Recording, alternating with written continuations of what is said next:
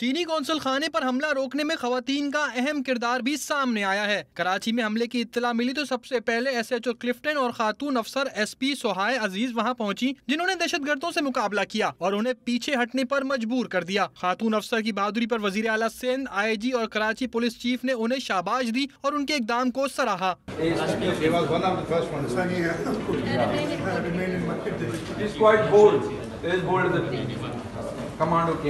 چینی قونصلیٹ پر 21 سالہ security guard Ruby رزاق کی بھی ڈیوٹی تھی۔ جیسے ہی فائرنگ کی آوازیں آئیں، انہوں نے اندر موجود تمام افراد کو واش روم میں بٹھا دیا۔ بہادر خاتون نے ویزا سیکشن کے دروازے بھی بند کر دیے اور میں نے سب لوگوں کو واش روم میں جا کے بٹھا دیا اور ان کے فون جو ہے وہ سائلنٹ کروا دیے اور سب کو بولا کہ آپ نیچے بیٹھ جائیں، آپ اوپر کھڑے ہوئے نظر نہ آئے اور شور شرابہ نہ کریں۔